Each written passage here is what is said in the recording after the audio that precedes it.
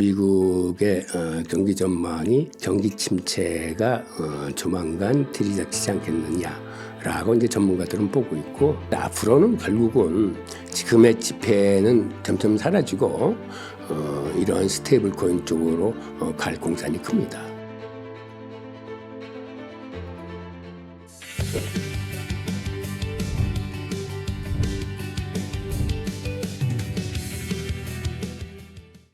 예, 안녕하세요. 저는 사실 우리나라 무역진흥기관 코트라에서 32년을 근무하면서 해외 7개국에서 18년을 생활을 했습니다. 그리고 정년퇴직을 한 이후에는 배제대와 세종대에서 이제 학생들을 가르쳤고, 대학마저 정년퇴직을 하고 지금은 이렇게 자유로운 글쓰기와 유튜브 활동을 하고 있습니다. 사실 무디스가 미국 신용평가를 좀 하향 조정한 건 그렇게 큰 의미는 없습니다. 왜 그러냐면 S&P하고 피치사가 이미 미국의 신용 등급을 내렸기 때문에 무디스로서도 안 따라 할 수 없는 뒤따른 의례적인 조치라고 보시면 됩니다. 그런데 무디스가 신용등급을 하향 조정하면서 그 이유를 따랐는데, 그 이유는 설득력이 있어요. 이유가 뭔가 하면 지금처럼 금리가 높아진 가운데 정부 지출을 줄이거나 세입을 늘리려는 미국 정부의 어떤 효과적인 재정 정책적 조치가 없다라고 한 게 하향 조정의 가장 큰 이유입니다. 그건 우리가 봐도 미국 정부는 계속해서 예산을 늘리려고만 하지 예산을 건전재정으로 가져가려는 노력을 거의 하고 있지 않습니다.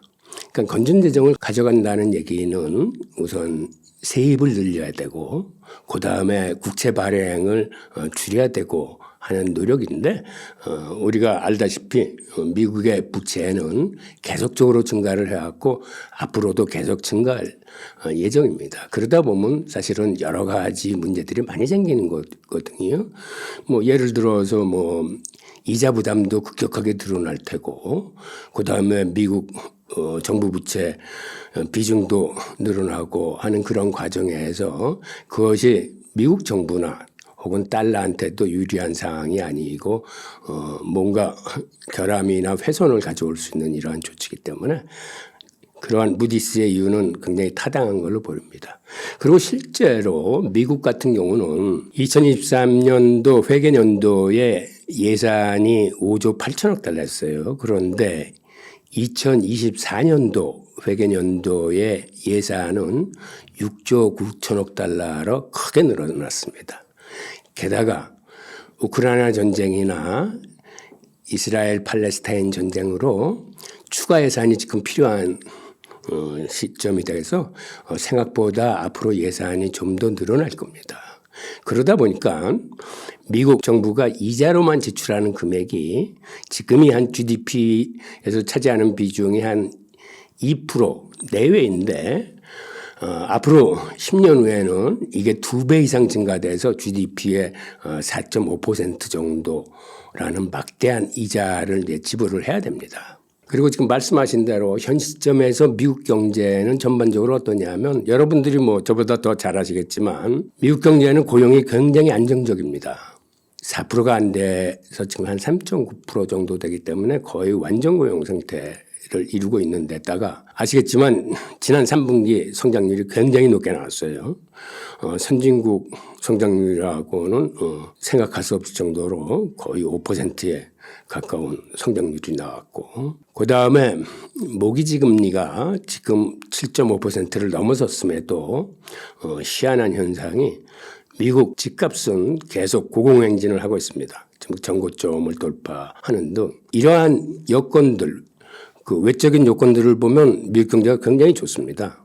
오히려 세계에서 나홀로 강세를 유지하고 있는데, 그럼에도 불구하고 많은 전문가들이 예측하기에 향후의 경기 전망은 그렇게 밝지 않습니다. 우선 여러분들이 잘 아시다시피 장단기 금리차가 역전되고 있지 않습니다.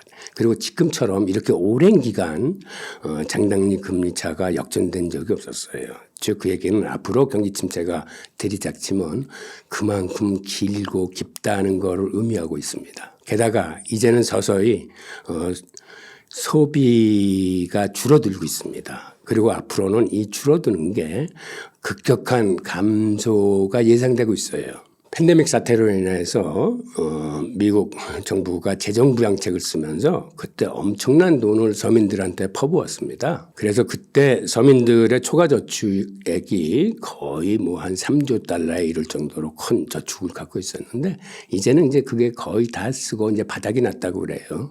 그래서 소비가 어느 시점을 지나면 급격하게 마치 에어포켓에서 비행기가 수직 낙하하듯이 그렇게 미국 소비가 급격하게 줄어들 거를 우려하고 있습니다. 또 하나는 지난 3분기 성장률은 굉장히 좋게 나왔지만 앞으로의 경제 성장률 전망이 그렇게 좋지 않습니다. 즉 이러한 여러 가지 요인들로 인해서 미국의 경기 전망이 경기 침체가 조만간 들이닥치지 않겠느냐라고 이제 전문가들은 보고 있고, 특히 위험한 것은 지금 같은 이런 고금리 기조가 앞으로도 상당 기간 존속될 텐데 그렇게 되면은 많은 불확실성이 증대합니다. 즉 그런 과정에서는 언제 어디서 어떤 문제가 터질지 모르는 그러한 리스크가 커져가고 있는 중이에요.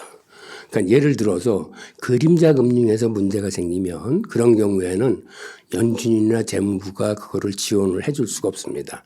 그러니까 우리가 아는 일반 상업은행이나 연준이 관리 감독을 하고 있는 금융기관에서 문제가 생기면 어떻게든지 연준이 지원해서 문제를 조치하려고 들겠지만 연준이 관리 감독을 하지 않는 그림자 금융들, 예를 들어서 뭐 생명보험회사 혹은 뭐 사모펀드, 헤지펀드 이런 데서 문제가 생기면, 그리고 CLO 같은 파생 상품에서 문제가 생기면 그건 연준이 전혀 손을 쓸 수가 없어요. 미국 경제에서 위험한 요소는 앞서 말씀드린 것처럼 우선 장단기 금리가 역전이 되고 소비가 급격하게 감소하고 있고 그다음에 향후의 성장률이 저조할 거라는 이런 전망 이외에도 지금 말씀드린 이런 불확실성의 증대로 어떠한 돌발 변수가 터질지 모른다는 그러한 불안함이 우리 미국의 미래를 조금 이제 암울하게 전망할 수뿐이 없는 그러한 형국입니다. 단기 국채하고 장기 국채를 좀 구분할 필요가 있습니다. 지금 단기 국채 같은 경우는 지금 투자하기에 굉장히 좋은 여건이에요. 우리가 워렌 버핏이 뭐 미국의 국채에 투자했다라고 그러는 건 대부분 단기 국채입니다. 그리고 단기 국채는 시장에서 소화가 잘 돼요. 그게 왜 그러냐 하면 시장에 우선 영래포 자금이 많이 있고 그다음에 MMF 쪽에서도 지금 자금이 많아요. 그러다 보니까는 미국 국채 중에서도 단기 국채는 소화가 잘 되고 그다음에 단기적으로 안전하게 돌릴 수 있으니까는 이거는 말 그대로 안전자산입니다. 그런데 장기 국채로 들어가면 이게 조금 문제가 틀려요.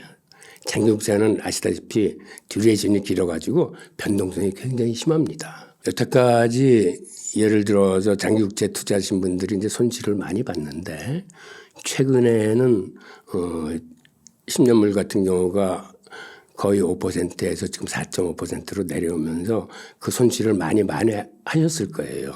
그럼에도 불구하고 앞으로 그 장기 국채가 계속 이렇게 금리가 내린다는 보장이 없어요. 그리고 또 앞으로 어떤 돌발 변수가 생길지 모르기 때문에 장기 국채는 일단은 위험 자산으로 간주를 하셔야 됩니다. 지금 미국의 장기 국채는 세계적으로 수요가 줄어들고 있는 반면에 공급은 계속 늘어나고 있습니다. 게다가 이게 시장에서 소화가 잘 안 되다 보니까 연준이나 재무부가 전 특별한 전략을 쓰고 있습니다. 연준 같은 경우는 지금 여러분들이 잘 아시다시피 긴축 정책을 쓰고 있습니다. 긴축 정책이라는 건 갖고 있는 국채나 모기지 증권을 매도해서 시중의 유동성을 줄이는 게 긴축 정책입니다.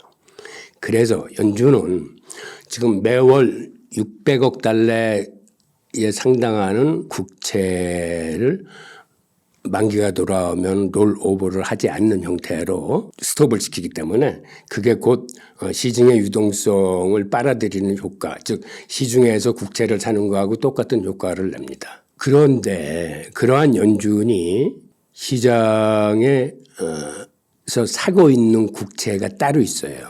즉 긴축 상황에서는 시장에서 국채를 사면 안 되거든요. 왜 그러냐면 국채를 산다는 얘기는 그만큼 유동성, 즉 돈이 시중에 많이 풀리는 거기 때문에 긴축하고 반대되는 그거는 완화 정책입니다. 그런데 그렇게 하는 이유가 연준이 매월 600억 달러의 국채를 그러니까 사는, 즉 시중의 유동성을 줄이는 건 맞습니다. 그런데 단기 국채나 중장기 국채는 그런 식으로 유동성을 빨아들이고 있는데 유독 장기 국채만큼은 시중에서 국채를 사고 있습니다. 그게 지금 보시는 이 그래프에 나와 있는 이 표인데 이 표에 의하면 다른 것들은 우하향하면서 긴축 정책을 쓰고 있는데 유독 한 그래프만 우상향하는 그래프가 있습니다. 이 우상향하는 그래프가 바로 장기 국채입니다. 연준으로서도 지금의 국채 시장이 위험하다고 보기 때문에 특히 장기 국채 쪽이 오히려 장기 국채 쪽은 긴축임에도 불구하고 이렇게 해서 이렇게 시장에서 국채들을 사들이고 있습니다. 재무부 또한 기조가 마찬가지입니다. 재무부도 장기 국채의 수요가 너무 없다고 판단하기 때문에 단기 국채를 우선적으로 많이 발행을 하고 가능하면 장기 국채는 최소한의 물량만 발행하려고 듭니다. 게다가 그거 가지고도 안 되니까 내년에는 재무부가 바이백 정책을 쓰겠다고 검토를 하겠다고 발표를 한 게 있어요. 즉 바이백이라는 건 이렇게 장기 국채가 시중에서 소화되지 못할 때 그거를 재무부가 대신 사줬다가 나중에 다시 판대거나 그거를 조절하는 정책입니다. 또 하나는 재무부가 단기채 발행을 늘려가지고 그 단기채 발행에서 들어오는 자금으로 미국의 그 장기국채를 스스로 매입하는 전략도 검토하고 있습니다. 즉 자기네들이 발행한 장기국채지만 시장에서 여의치 않게 팔리지 않기 때문에 그걸 재무부가 단기채를 팔고 장기채를 사주는 이러한 전략까지 지금 생각하고 있을 정도로 미국의 장기국채 시장은 지금 굉장히 지금 불안한 행보를 보이고 있습니다. 미국의 인플레이션이나 장기국채 관련해서는 그렇게 연준이 쉽게 금리 인하 쪽으로 스탠스를 바꾸지 못할 거예요. 그 이유는 왜 그러냐면 과거에도 이렇게 인플레이션이 잡히는 듯해서 금리를 인하했다가 실패한 사례가 3번이나 있습니다. 번즈 의장 때 그랬고 폴 볼코 의장 때도 한 번 그랬고 그 3번이 다 지금처럼 인플레이션이 약간 잡히는 듯해서 금리를 내렸다가 다시 호되게 인플레이션이 올라가가지고 화들짝 놀라가지고 다시 더 큰 고금리 기조를 취한 적이 있거든요. 이러한 과거의 사례를 잘 아는 연준 위원들이 지금처럼 살짝 CPI나 PPI가 고개를 숙였다 하고 쉽게 그렇게 금리 인하 쪽으로 턴하기는 힘들 거예요. 그래서 많은 우리 투자자분들이 내년에 금리 인하를 많이 기대하고 계실 텐데 하더라도 내년 10월 이후나 혹은 그 정도에 가능하지 그렇게 쉽게 연준의 스탠스를 바꾸기는 쉽지 않다라는 생각입니다. 아시다시피 지금 일본 엔화 환율이 굉장히 무서운 속도로 치솟고 있습니다. 심리적 마지노선인 150엔을 뚫고 지금 152엔에 육박하고 있어요. 그러다 보니까 일본 정부는 이 엔화 환율을 방어하기 위해서 그들이 갖고 있는 외환보유고에서 미국 국채를 팔아서 달러를 마련한 다음에 그 달러로 자국 통화인 엔화를 무제한적으로 사들이고 있습니다. 그런데 지금 일본의 통화 정책을 들여다보면 미국의 통화 정책하고는 정반대 스탠스를 취하고 있어요. 즉 일본은 아직도 마이너스 0.1%라는 마이너스 기준금리를 채택하고 있을 뿐만 아니라 시중금리도 억누르기 위해서 10년물 국채의 YCC 정책을 고수하고 있습니다. YCC 정책이라는 건 뭐 아시다시피 일정 그 퍼센트, 지금 같은 경우는 1%인데 1% 이상으로 미십년물 국채 금리가 오르면은 그건 부대한 매입해 하고 있습니다. 그런데 다만 최근에 일본 중앙은행이 이제 1%가 넘었더라도 일정 부분 용인할 허용을 할 태세가 갖춰져 있다라고 해서 한 발 물러섰습니다만은 이렇게 일본이 YCC나 마이너스 기준금리를 포기하지 않는 한 지금의 그 엔화 환율이 치솟는 것을 막을 만한 특별한 대책은 없습니다. 지금 대책이라고 있는 거는 외환보유고의 미국 국채를 팔아서 이제 그걸 가지고 막는 건데 그것도 결국은 유한할 뿐이 없는 거잖아요. 그리고 이렇게 미국 국채를 풀어서 막는다는 얘기는 즉 미국 국제시장에 물량 공급이 쏟아지면서 미국 국제시장을 또 압박을 해가지고 미국의 시중금리를 더 올리는 그러한 악순환에 이제 빠지게 됩니다. 그런데 일본으로서도 YCC를 포기하면 될 거 아니냐라고 쉽게 생각할 수 있지만 YCC를 포기하게 되면은 그 시중금리에 대한 이자 지급을 일본 예산으로서 감당하기 굉장히 힘듭니다. 그래서 일본은 어떤 면에서는 징타양난에 빠진 거고 게다가 또 하나 YCC를 포기하게 되면 지금 해외에 나가 있는 엔캐리 트레이드 자금이 일본으로 회귀하게 됩니다. 그러면 세계의 자산 시장이 굉장한 혼란 속에 또 빠지게 될 거예요. 즉 일본은 YCC를 포기할 수도 포기하지 않을 수도 없는 지금 이러한 상황에 직면하고 있습니다.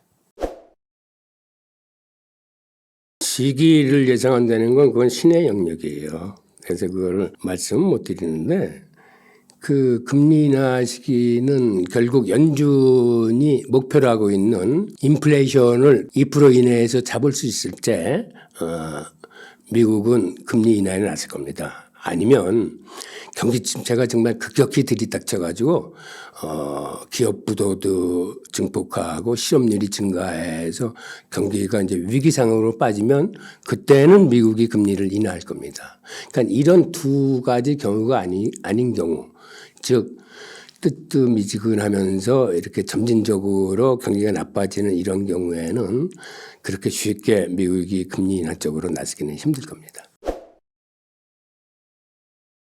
예, 달러 패권은 상당 기간 존속할 겁니다. 그런데 여기에 이제 몇 가지 이제 변수가 있는데 중국 같은 경우 중국의 디지털 위안화를 지난 3년간 그 시험 운영해서 내년서부터는 본격적으로 이제 상용화를 할 겁니다.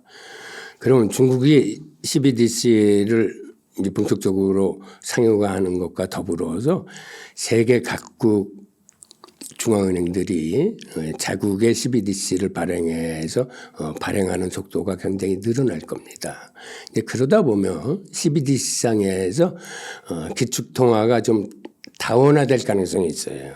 즉 유럽은 유럽대로 유로화 표준 시스템을 마련해서 유로화 CBDC가 세계의 기축통화가 되도록 하자는 이런 움직임이 오래 전서부터 있었고 유럽뿐만 아니라 이 지역별로 CBDC의 통합 운동이 활발히 전개될 가능성이 있습니다. 우선 중동 지역에서는 사우디아라비아가 이 디지털화의 맹주가 되고자 하는 야망을 갖고 있으면서 그 주변 국가들하고 표준화 시스템을 채택하면서 이런 그 아랍 그 디지털화를 만들어내고 남미는 남미대로 남미 연합의 어떤 그 중심적인 표준화된 중앙은행 CBDC로 서로 이렇게 교류할 수 있는 시스템을 만들어 나가는 이런 과정에서 위안화, 유로화, 그다음에 이렇게 지역별 통화, 그다음에 심지어는 브릭스에서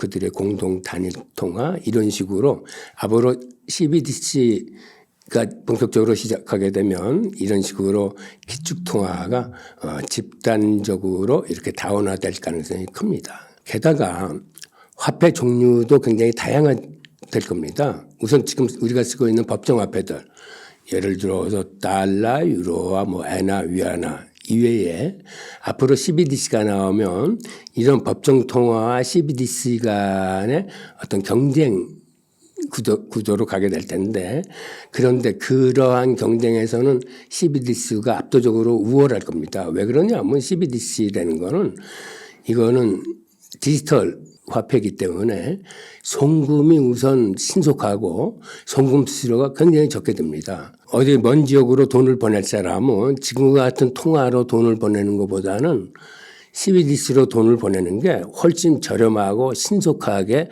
돈이 전달이 되기 때문에 아무래도 이제 기존의 법정 통화에서 지폐는 점점 사라지고 CBDC 쪽으로 이제 가게 될 겁니다. 게다가 CBDC가 나오게 되면 CBDC를 발행하지 않는 국가에서는 스테이블 코인으로 이제 대응하게 될 겁니다.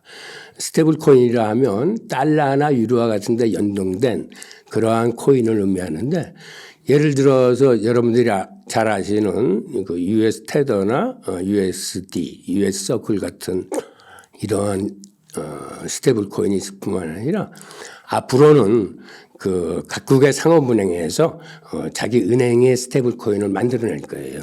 지금 미국 같은 경우에는 이미 JP 모건이 JPN 코인이라고 만들어서 금융권 거래는 그 코인으로 하고 있습니다. 그런데 그 코인이 기업이나 민간인을 대상으로서도 앞으로는 점점 커지게 될 겁니다. 그렇게 되면은 CBDC와 스테이블 코인의 이제 경쟁 관계로 이제 들어가게 되는 거죠. 앞으로 중국의 CBDC가 본격적으로 상용화되는 내년이 되면 그리고 그 외에 본격적으로 나올 각국의 CBDC하고 대항하기 위해서는 미국 같은 경우에는 아직까지는 그 CBDC 발행 계획이 정확히 서 있지 않습니다. 그런데 그런 경우에는 아마 자국의 스테이블 코인으로 대응을 하게 될 겁니다. 자국의 스테이블 코인이라는 건 우리가 암호화폐 시장에서 뭐 테더나 서클 같은 그러한 스테이블 코인도 있지만 미국 월스트리트 상업은행의 스테이블 코인을 의미합니다. 즉 JP 모건 은행 같은 경우는 이미 2019년에 JPN 코인을 달러와 1:1 연동시켜가지고 개발해서 쓰고 있습니다. 그런데 이 코인은 지금은 금융기관 간의 송금용 코인으로만 쓰고 있는데 이 코인이 빠른 처리 속도를 위해서 이더리움에서 하드포크 돼서 나온 코론 플랫폼을 사용하고 있어요. 즉 이더리움 기반의 스테이블 코인입니다. 그간 JPM 코인으로 은행이 한 3천억 달러 정도를 송금을 했다고 그래요. 그리고 이미 이 시스템에 세계 각국의 큰 상업은행들이 거의 죄다 가입을 하고 있습니다. 우리나라 은행들도 가입을 하고 있는데 그래서 현재는 하루에 한 10억 달러 정도를 이 코인으로 송금을 한다고 합니다. 즉 이 얘기는 미국이 주도하고 있는 스위프트 시스템이 아닌 미국 은행의 별도 송금 시스템으로 돈을 서로 주고받는 건데 이 경우에는 스위프트 시스템보다 송금 수수료나 송금 시간 면에서 굉장히 절약이 되는 그러한 겁니다. 그런데 사실 지금 하루에 10억 달러 정도를 이 코인으로 송금을 하고 있다고 그랬지만 사실 이 금액은 그렇게 큰 게 아니에요. 왜 그러냐면 JP모건 은행 자체가 하루에 송금하는 금액이 한 6조 달러 정도 됩니다. 그래서 JPN 코인은 앞으로 10억 달러 정도가 아니라 하루에 100억 달러, 1000억 달러 규모로 계속 지금 이 시스템을 키울 거예요. 게다가 올 6월에는 달러와의 연동 이외에도 유로화와도 연동시켰습니다. 그러니까 유로화와 연동된 그 JPM 코인을 만들어냈고 그 다음에 이번 달 11월에는 프로그래머블 결제 기능을 도입한 코인을 개발을 했어요. 스마트 계약을 집어넣은 겁니다. 그러니까 프로그래머블 결제라는 건 사전에 이미 설정된 규칙들에 기반해서 거래를 자동화해 줄 수 있는 이런 소프트웨어를 갖고 있는 코인인데, 그렇게 되면 자동화 거래 속도로 인해서 이 유통 속도를 굉장히 끌어올릴 수 있게 되는 겁니다. 그리고 앞으로는 은행 간 이런 송금뿐만 아니라 기업들의 송금 쪽으로도 확대를 하고, 궁극적으로는 개인 간 거래로도 이 JPN 코인이 확대될 수 있습니다. 그래서 일부 그 시각으로서는 향후 미국이 CBDC를 발행하게 된다면 지금 JPN 코인이 그 표준이 될 가능성이 높다라고 이렇게 보고 있습니다. 그리고 앞으로 CBDC와 스테이블 코인 간의 경쟁 시대에서 많은 전문가들은 스테이블 코인이 더 우세할 거라고 그렇게 점치고 있습니다. 그 이유는 스테이블 코인이 나름대로의 장점을 많이 갖고 있는데 그 장점을 한번 살펴보도록 하죠. 우선 이게 법정화폐와 연동되어 있기 때문에 가격 안정성이 뛰어납니다. 즉 달러와 1:1, 유로와 1:1 이러한 그 연동으로, 즉 패킹으로 인해서 기존의 법정화폐와 똑같은데 다만 송금이나 기타 사용처가 훨씬 더 효율적으로 쓸 수 있다는 거죠. 스위프트 시스템으로 송금을 하게 되면 뭐 며칠씩 걸리던 걸 이러한 스테이블 코인으로 송금하게 되면은 몇 초 만에 그것도 즉시 확인할 수 있을 뿐만 아니라 그리고 수수료가 거의 들지 않아요. 그래서 앞으로는 결국은 지금의 지폐는 점점 사라지고 이러한 스테이블 코인 쪽으로 갈 공산이 큽니다. 그 다음에 이게 어떤 면에선 탈중앙화 화폐 기능도 갖고 있기 때문에 은행을 거치지 않고 즉 개인과 개인 간의 전자지갑으로 그대로 송금이 되고 거래되고 결제될 수 있음을 의미합니다.